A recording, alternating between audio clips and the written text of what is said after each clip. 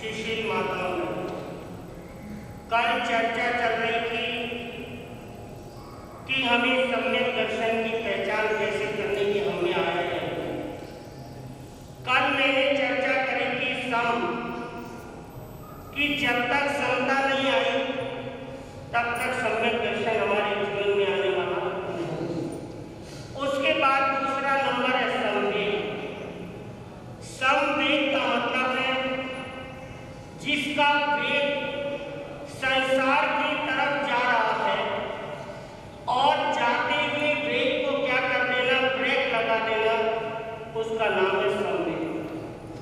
आप देखिए हमारा वेग किधर की तरफ जा रहा है, संसार की तरफ कि साधुता की तरफ? बोलो, संसार। हमारा वेग संसार की तरफ जा रहा है, इंद्रियों की तरफ जा रहा है, कषाय की तरफ जा रहा है। हमें उस वेग को क्या करना है, रोकना है। मैं आपसे पूछूं, ये संवेग का रंग किसको लगा? बताइए आपको, संवेग का रंग किसको लगा है? कौन बोलेगा? भगवान ऋषभदेव के जो 98 पुत्र थे उनको क्या लगा? संवेग लगा। कैसे लगा वो भी मैं आपको बताना चाहती हूँ। भगवान ऋषभदेव, उनके पुत्र कौन? भरत, चक्रवर्ती। जिस समय 6 खंड को साफ करके आते हैं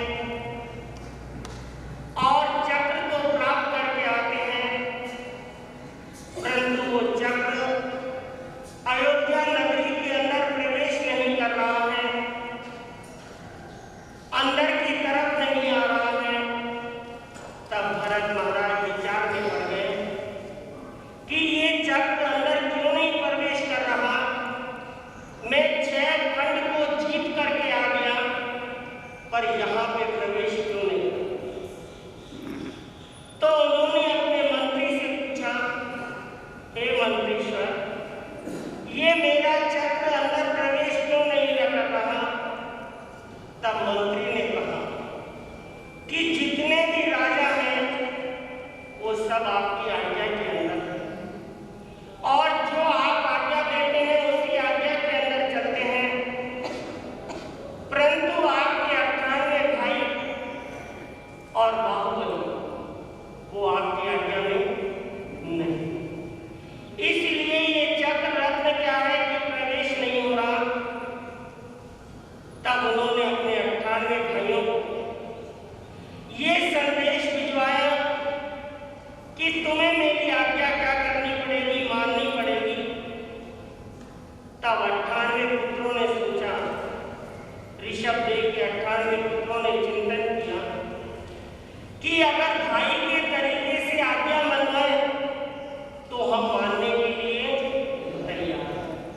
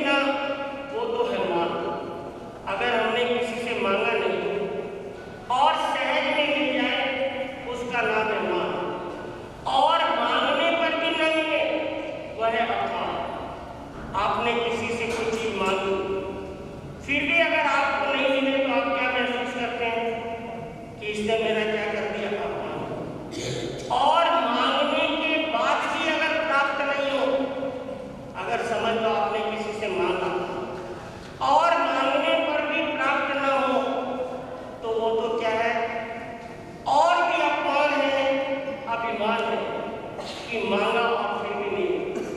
और समझ लीजिए वैसे गुण भी नहीं है हमारे अंदर, अध्यक्ष बनने के, मंत्री बनने के गुण भी नहीं है, फिर भी हम आशा करें तो समझना वो सबसे बड़ा भगवान है। तो देखिए ऋषभ देव भगवान फरमा रहे हैं अपने पुत्रों, कोई राग भाव नहीं। वो क्या कह रहे हैं, मैं हूं आत्मा। क्या कह रहे हैं कि मैं आत्मा हूं, तुम हमेशा क्या करो, ऐसा स्मरण करो। ये शरीर मेरा है नहीं, मैं क्या हूं, आत्मा राम हूं, और तुम हमेशा क्या करो, ऐसा स्मरण करो। अब जिसके अंदर कोई विकल्प ही नहीं रहे वो है स्वयं। अब ऋषभ देव के पुत्र जैसे प्रभु के चरणों में पहुंचे, ऋषभ देव भगवान बोले बोध पाओ, बोध पाओ, बोध पाओ। क्या बोले, और कुछ ज्यादा नहीं, कितने शब्द बोले कि बोध पाओ, बोध पाओ। और फिर क्या बोलते हैं, संबुझ किम न बुझई संबई तनु बेच दुल्हा। क्या कह रहे हैं कि तुम बोध को प्राप्त, संबुझ तुम जानो कि तुम्हें राज्य का क्या करना है। तब प्रभु कहते हैं नहीं जाना उसे जान। ध्यान देना मेरी बात पे, नहीं जाना उसे जान लो, और नहीं प्राप्त किया उसे प्राप्त कर लो। नहीं जाना उसे जान लो, और नहीं प्राप्त किया उसे प्राप्त कर लो, और जो नहीं साधा उसको क्या कर लो, साध लो, और जो नहीं छोड़ा उसे क्या कर लो, छोड़ दो। सिर्फ ये चार बातें समझाई। सबसे पहले क्या कहा, नहीं जाना उसे जान लो। तो क्या कह रहे हैं प्रभु, ये राज्य क्या है, क्षणिक। कैसे समझा, नहीं जाना उसे जान लो। ये राज्य क्या है, क्षणिक है। और ये सत्ता अगर समझ लो अध्यक्ष बन भी गए, कॉन्फ्रेंस में भी बन गए, आखिर 2 साल के बाद, 3 साल के बाद तो पद क्या होने वाला है, जान लो। और संपत्ति करोड़ों की मिल जाए, आगे संपत्ति भी क्या होने वाली है, विनाशकारी है, एक ना एक दिन नाश होने वाली है। और ये शरीर, ये भी एक दिन क्या होने वाला है, नाश होने वाला है। अतः शाश्वत जो हमारा आत्म तत्व है उसको तुम क्या करो, जानो। कौन सा शाश्वत, हमारा शरीर शाश्वत है नहीं, ये आत्म तत्व हमारा शाश्वत है, उसको क्या कर लो, तुम जानो। और दूसरा क्या बोला था मैंने, बस अभी भूल गए, कर जाइए क्या, नहीं प्राप्त किया उसे प्राप्त कर लो। आपने संसार के सभी पदार्थों को प्राप्त किया, परिवार को भी आपने प्राप्त किया, और अनंती बार तुमने प्राप्त किया, पर अभी तक सम्यक ज्ञान, सम्यक दर्शन और सम्यक चारित्र को तुमने प्राप्त नहीं किया, तो उसको क्या कर लो, प्राप्त करो। तीसरा, नहीं साधा उसे साध लो। नहीं साधा उसे साध लो। दुनिया के अंदर तुमने बहुतों को अपने वश में किया, अपनी पत्नी को वश में किया, अपने पति को वश में किया, बच्चों को वश में किया, और सबके ऊपर तुमने हुक्म चलाया, आप सबके कमांडर बने। अब वो क्या कह रहे हैं, तुम्हारी जो अंदर की वृत्तियां हैं उसको क्या कर लो, साधो। जिसको तुमने कभी साधा ही नहीं, तुम्हारी अंदर की वृत्तियां, जो इंद्रियां बाहर की तरफ रमण कर रही हैं, उन इंद्रियों को क्या कर लो, कंट्रोल में ले आओ, और उनको क्या कर लो, साधो। और चौथा, ये तो आप बोले, जिसे नहीं प्राप्त किया उसे क्या करो, नहीं छोड़ा उसे छोड़ो। अब क्या नहीं छोड़ा, संसार को हमने नहीं छोड़ा। छोड़ने के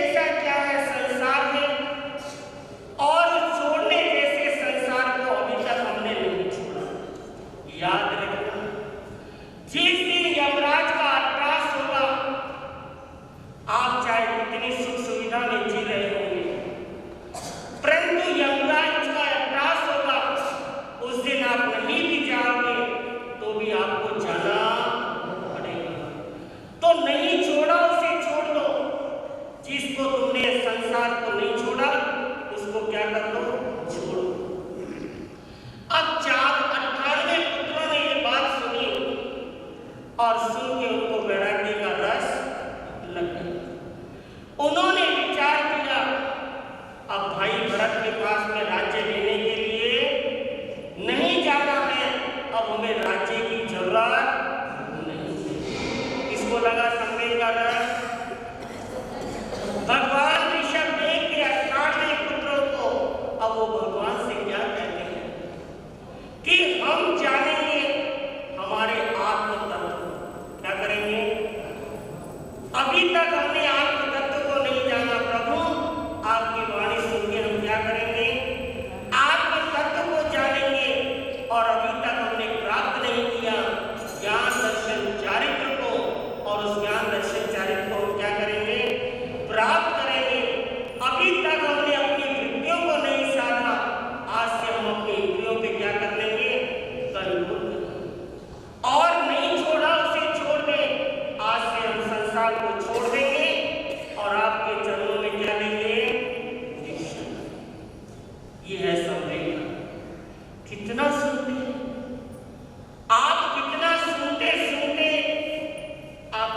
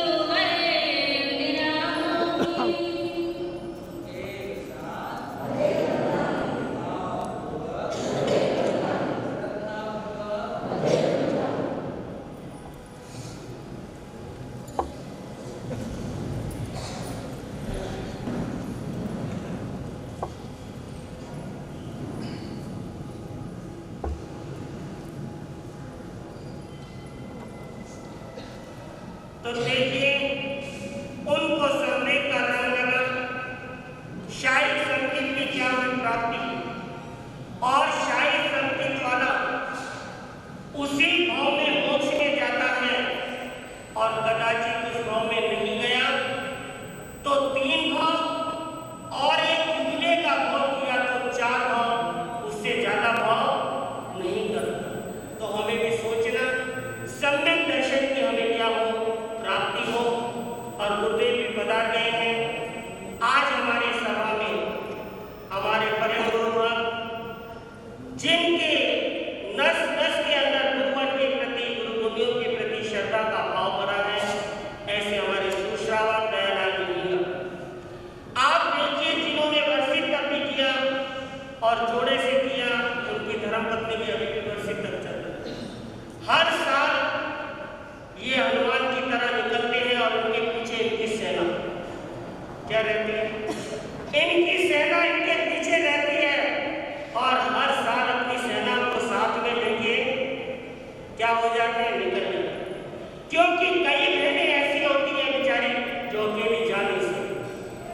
जब इनका आलम्बन मिल जाता है तो उनको भी रास्ता मिल जाता है और इनको भी धर्म दलाली क्या हो जाती है? धर्म दलाली मिल जाती है। और वो आज है तो आप लाइए, आप देखिए छोटा सा गांव है, पर जब भी साधु साथ भी जाते हैं एक मेला सा लग जाता है। और इन्होंने चातुर्मास भी कराया हमारे परम ऋषि महासती श्री मंगल ज्योति जी महाराज साहब का, और उनका उपदान तक भी वहां पर इन्होंने खुद ने क्या है कि उपदान तक का पूरा कार्यभार लेके स्वयं खर्चा करके उपदान तक भी इन्होंने खर्चा भी किया, समय भी दिया, खुद ने भी किया। ऐसा नहीं कि करवाया, खुद ने भी किया। तो ऐसे गुरु भक्तों पे हमें भी गौरव है। उनकी सेना के साथ वो कल से क्या शुरू हो रहा है? आयंती की होली। बहुत बहनों ने अभी नाम लिखाए हैं, पर जितने घर यहाँ हैं उसके हिसाब से अभी होलियां बोल तो आई नहीं है।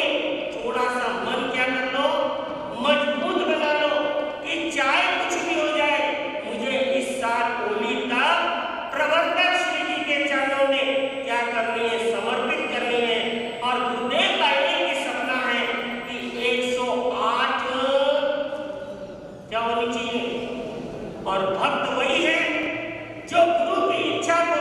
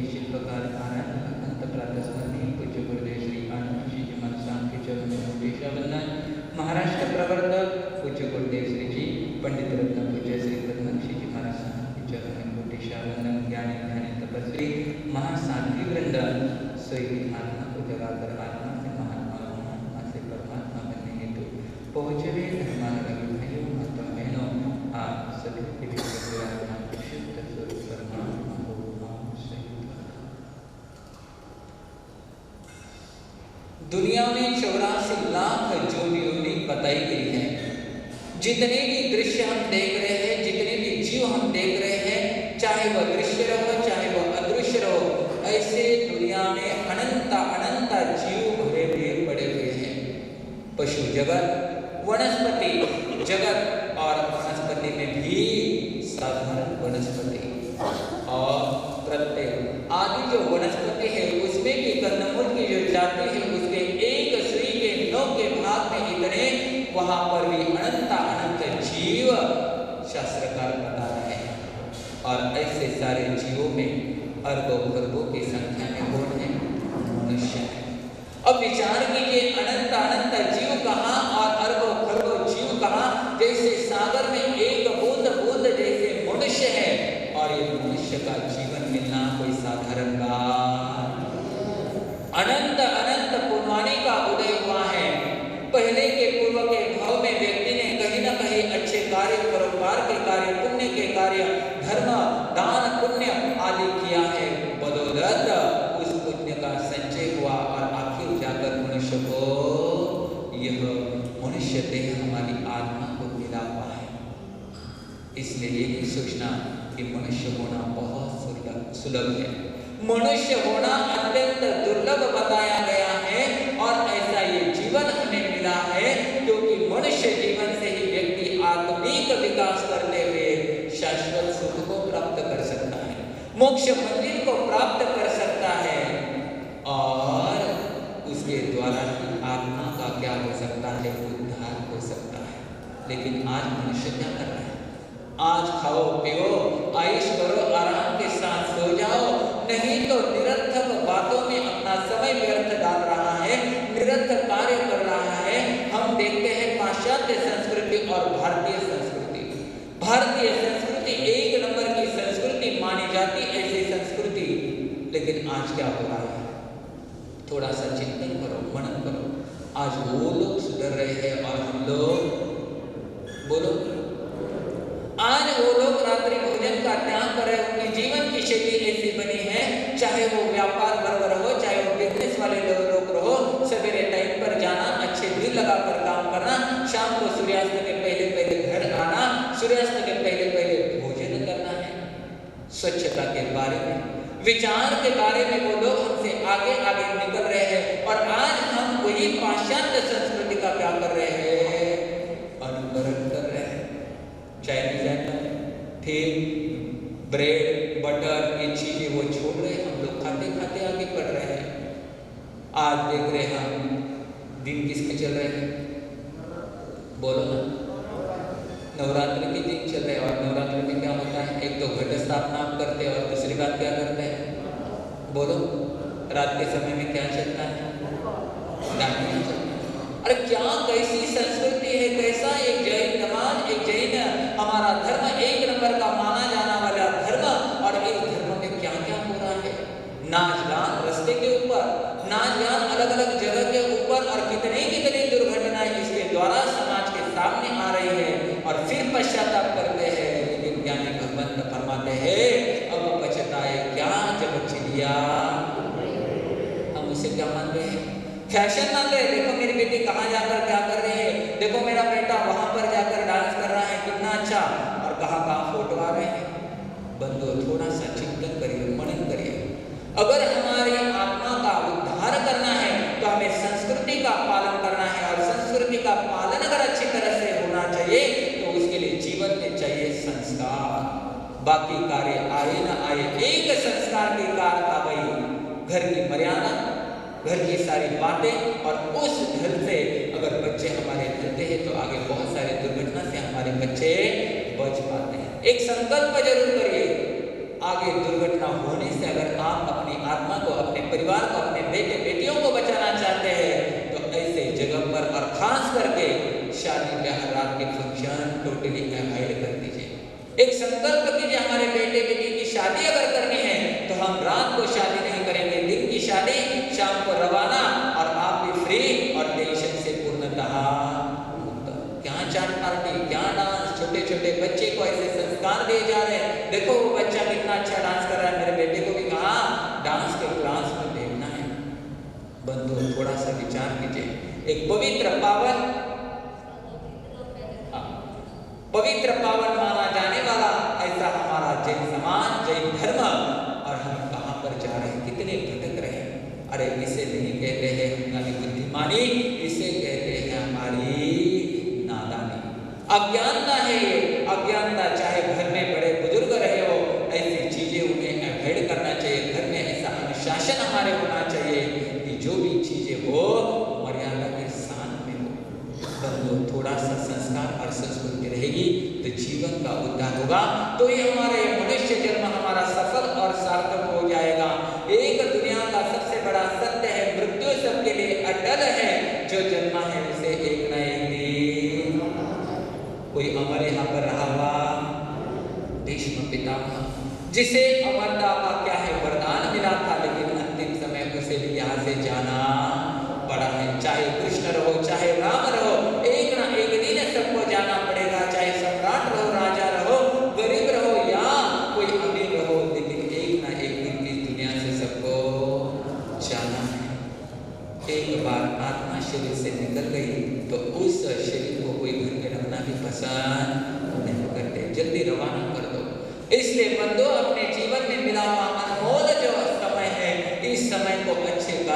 द्वारा आप सफल सार्थक बनाने का प्रयास करो, वरना बिना पाए जन्म भी हमारे हाथों से निरर्थक निकल जाएगा और अंतिम समय पश्चाताप की घड़ियां हमारे सामने आ जाएगी।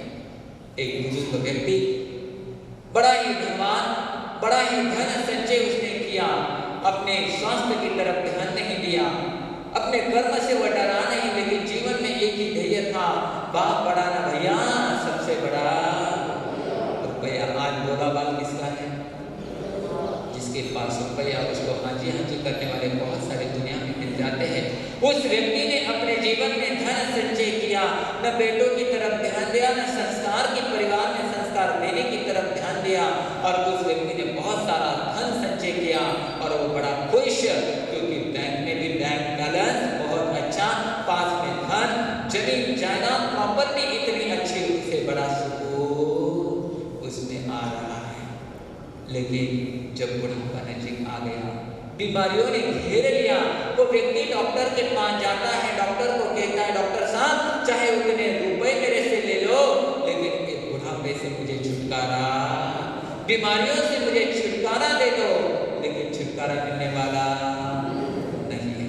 डॉक्टर साहब ने कहा, सेठ जी अब समय नजदीक आ गया है, अब थोड़े ही दिन बचे हैं, उसके बाद यहाँ से आपको क्या करना पड़ेगा, इस संसार से विदाई लेनी पड़ेगी, क्योंकि बीमारियां हावी हो गई हैं और मृत्यु आपके नजदीक आ गया है। अब भी सेठ जी जागो और अच्छे कार्य करो।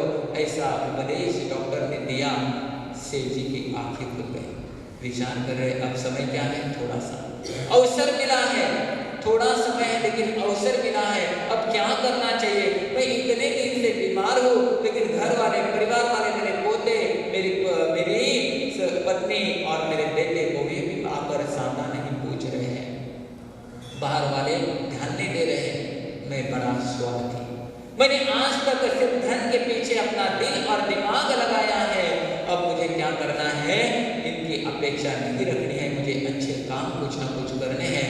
लेकिन उन्होंने विचार किया, अपने जो 3 पुत्र उस सेठ जी के थे उनको बुलाया, देखो बेटा अब जाने के दिन नजदीक आ गए हैं और मैंने इतना धन ये किया है, कमा कर रखा, इकट्ठा किया है, इस धन का सदुपयोग तुम जरूर करना, इधर उधर व्यर्थ निरर्थक नहीं जाने देना। पुत्र ने कहा कोई बात नहीं है।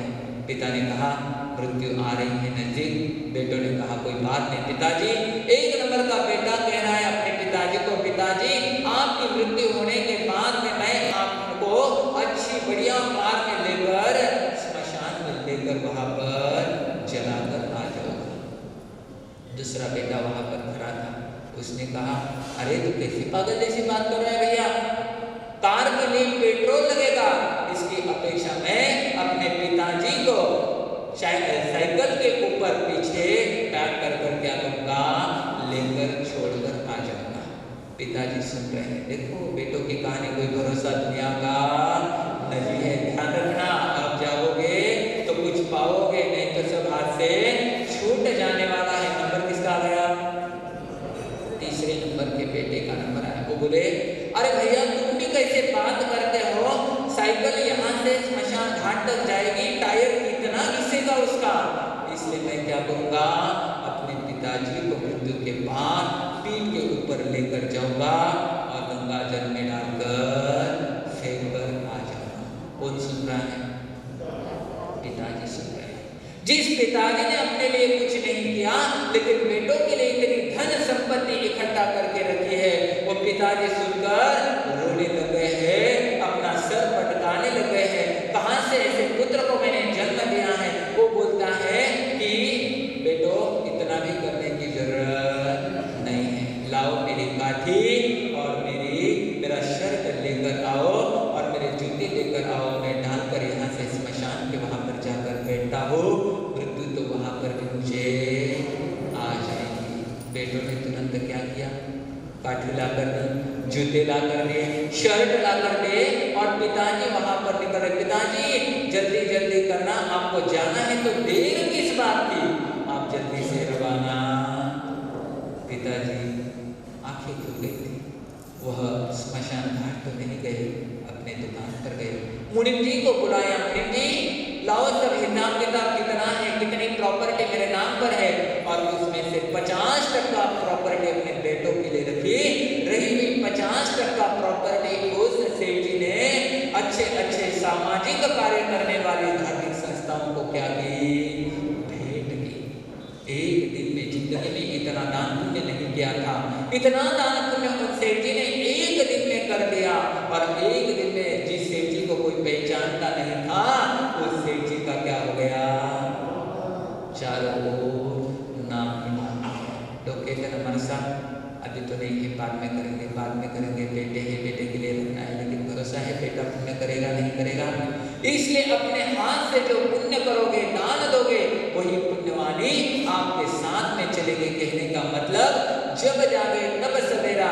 वह सेठ जी अंतिम समय में जागृत हो गए, तो भी जाते जाते उन्होंने क्या किया, पुण्यवानी का संचय करते हुए सदगति की ओर वो बढ़ गए हैं। हम क्या करें, थोड़ा सा चिंतन करो, मनन करो। इस संसार की खाई में किस प्रकार मोह माया में दलदल में हमारी आत्मा फंसती फंसती जा रही है। मृत्यु अटल सत्य है, एक ना एक दिन आने वाला है। चाहे आप कमरे के अंदर कमरा, कमरे के अंदर कमरा, उसके अंदर उसके अंदर उसके अंदर लास्ट नंबर के कमरे में जाकर छिप जाओ, लेकिन मृत्यु अंडरग्राउंड में नहीं जाओ, लेकिन मृत्यु तो आने ही वाली है, वो किसी को नहीं है। इसलिए जागो, जागने का समय आया है, और ऐसा जागरण भीतर से हो जाए, हमें आत्मा का भान हो जाए। ये प्रवर्तक श्री जी को बहुत बड़ा प्यारा सा लगने वाला भजन, लेकिन आजकल क्या मालूम, उन्होंने भजन बोलना छोड़ दिया है। तो नर नारायण बन जाएगा जब आत्मा ज्योति जगाएगा। ऐसी गुरु की एक प्रार्थना, ऐसे भजन, तो बहुत अच्छा ये भजन है। हमें सोई आत्मा को जगाना है, भीतर के सिंह को जगाना है। जागे तब सवेरा, जो जागता है वो महावीर की संतान, और जो सोता है वह कुंभकर्ण की खानदान। इसलिए हमें जागना है, जागते जागते हमें आत्मा के उद्धार का प्रयास करना है। बंधुओं जागो, जागने का समय आया है, और जो जागेगा वह महावीर वीर कहलाएगा। निश्चित इस बातों की ओर ध्यान रखते हुए अपनी आत्मा को जागरण करने का प्रयास करो, और अपनी आत्मा की उन्नति का जो भी आत्मा प्रयास करेगा वह यहाँ वहाँ आनंद को प्राप्त करेगा। ओम शांति शांति शांति। इसके बाद में आचार्य भगवान के शिष्य रत्न महाराष्ट्र प्रवर्तक विदुषी महासुदी वृंद, धर्म प्रेमी भाइयों, माता बहनों, सुंदर मार्मिक हृदय स्पर्शी शब्दों के अंदर अभी अभी हमारे आलोक ऋषि जी ने बता दिया कि गीता का महावाक्य है, जातस्य ध्रुवं मृत्युः। जिसने जन्म लिया है उसको एक नई दिन जरूर जाना ही जाना है। यहाँ पर हम रहने के लिए नहीं आए हैं, एक न एक दिन जाने के लिए आए हैं। जाना है तो कैसे जाना है? मृत्यु को महोत्सव बना करके जाना है, या मृत्यु को मातम बना के जाना है? मातम बना करके जाने वाले हजारों नहीं लाखों है, परंतु मृत्यु को महोत्सव बनाकर जाने वाले बहुत विरले हैं।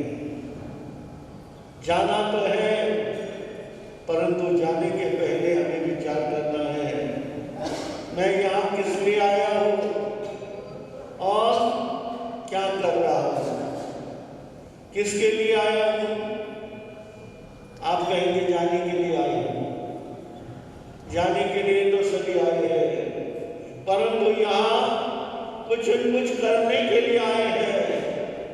मृत्यु को महोत्सव बना करके जाने के लिए हमें तैयारी करनी है।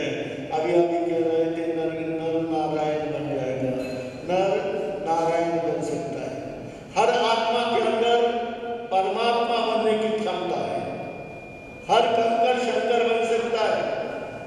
ये नहीं कि हमारी आत्मा बहुत पापी है, ऐसा है वैसा है, हर व्यक्ति कह देता है, परंतु हर आत्मा में परमात्मा बनने की क्षमता है।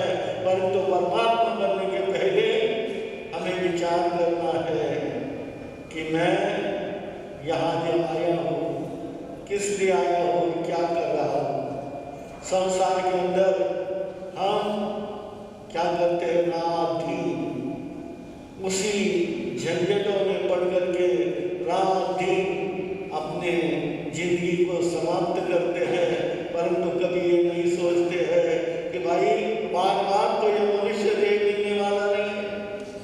एक बार हमारे हाथ से बाजी छूट गई, निकल गई, फिर तो हमें क्या करना पड़ेगा, 84 लाख योनि के अंदर भटकना पड़ेगा। पुनरपि जननम पुनरपि मरणम पुनरपि जननी जठरेशय्या, पुनः जन्म लेना, पुनः मरना, पुनः गर्भ की यातना करना, ये हमारे आत्मा के पीछे लगा हुआ है। और लगा हुए आत्मा के पीछे हर व्यक्ति को चिंतन करना है कि मुझे बार बार यह जन्म मरण करना न पड़े। इसके लिए मैं क्या करूं और किसके लिए मैं यहाँ पर आया हूँ, मनुष्य देह में आया हूँ। हर व्यक्ति के अंदर यानी क्या होना, यानी हर व्यक्ति नर नारायण जरूर बन सकता है, परंतु क्या करना पड़ेगा, यहाँ आकर के हमें ऐसे कुछ कार्य करने पड़ेंगे जी शासन की प्रभावना की दृष्टि से हर एक व्यक्ति को विचार करना है कि मैं किसी यहाँ पर आया हूँ, कुछ करने के लिए आया हूँ। रात दिन यदि आपका यह चिंतन रहेगा तो क्या हो सकता है, नर देह को सार्थक बना सकते हैं, नहीं तो फिर तो क्या है, नर आगे जाकर के क्या हो सकता है, क्या नहीं है, फिर हमारी आत्मा कहाँ जाएगी, कैसे जाएगी, कैसे भटकेगी। यह भटकन समाप्त हो जाए, इसके लिए प्रत्येक व्यक्ति को यहाँ आकर के सोचना है, और सोच करके चिंतन और मनन करेंगे तो जरूर हमारी यहाँ मानव देह की सार्थकता हो सकती है। संक्षेप में इतना ही कह करके मैं अपने शब्दों को विराम देता हूँ। बोलो भगवान महावीर स्वामी की जय।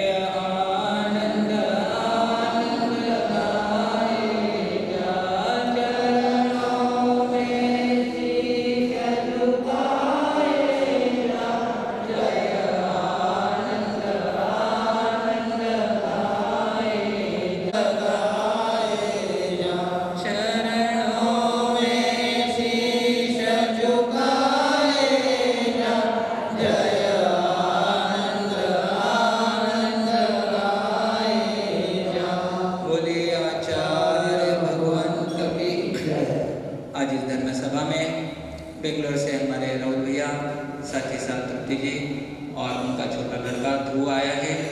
इस परिवार ने बेंगलोर चातुर्मास बंधन से वहाँ पर सेवा की, बहुत लाभ लिया। छोटा लड़का ध्रुव, उसने प्रतिक्रमण भी आधे से ऊपर कंठस्थ किया था। तो ऐसा सेवा भावी सिर्फ गुरुदेव की नहीं तो आने वाले हर एक संत की सेवा, दवाई पानी से लेकर बाकी पथ्य पानी तक ये परिवार निरंतर करता आ रहा है। हर साल जब से हम बेंगलोर गए हैं तब से गुरुदेव के प्रति समर्पित, और हर साल में कम से कम 1-2 बार ये परिवार दर्शन के लिए यहाँ पर पहुँचता है। तो ऐसे परिवार की भावना निरंतर आगे बढ़ती रहे, उन्हें बहुत बहुत साधुवाद है। महासती जी महाराज साहब ने अगले 11 करोड़ से भाव बढ़े था, तो उनके आगे बढ़ा, इसे करते करते बराबर आपकी ओली भी हो सकती है।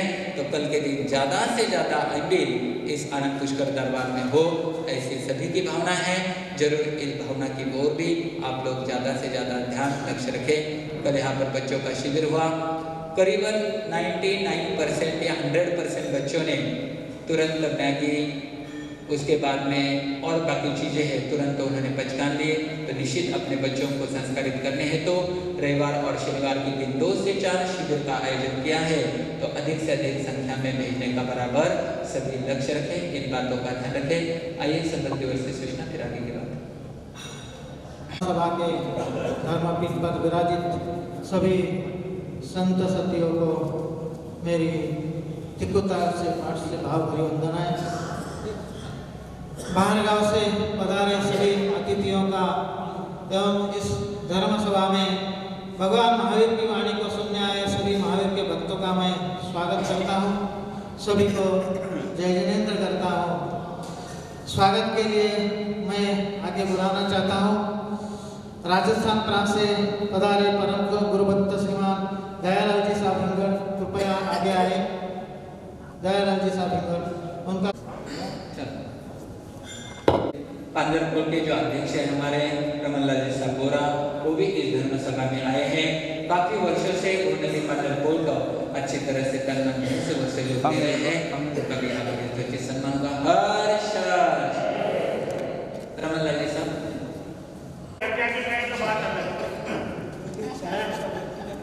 हमारे संस्थान के अध्यक्ष को तो शायद कार्यक्रम होने के बाद शायद वो किसी कार्य में बिजी हो गए, लिखने मेरे समाचार को इधर देखो से हमारा श्रीपाल चरित्र पुस्तक एक आसन के पहचान लेने वालों को करीबन 6-7 साल से आज का बेला दो तपस्या करने वालों को धन्यवाद। राउत भाई जिन्होंने पहले मां से हवन किया, बहन ने उनकी बोली ली थी, उनकी धर्मपत्नी है, उन्होंने बोली ली थी और वो भी तपस्या इधर का इधर तुरंत कर्जा उतारने का काम कर रही है। आज के 9 उपवास के पहचान लेने जा रहे हैं। सभी मन के भीतर में नमो सिद्धानम का 3 बार जाप करें ताकि बहन की तपस्या की भावना आगे निरंतर बढ़ती रहे। आज के 9 उपवास 9 दिन सप्तम दिव्यं प्यारं शास्त्रग्रहण मंत्रों नौ उपवास के पहचान जय जयकार आइए, जिसकी इस चतुर्मास में सबसे बड़ी तपस्या उसमें आज डबल पहचान, उसके पूर्व नौकार मंत्र नमो आर्यंताणं नमो सिद्धाणं नमो आर्याणं नमो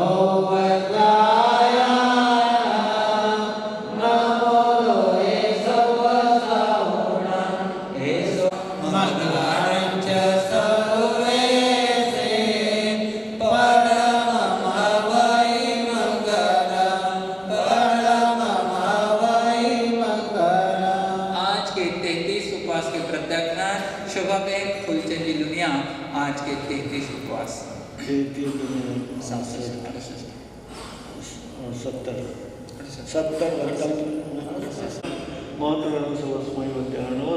33 उपवास के पहचान लेने वाली शोभा बहन दुनिया को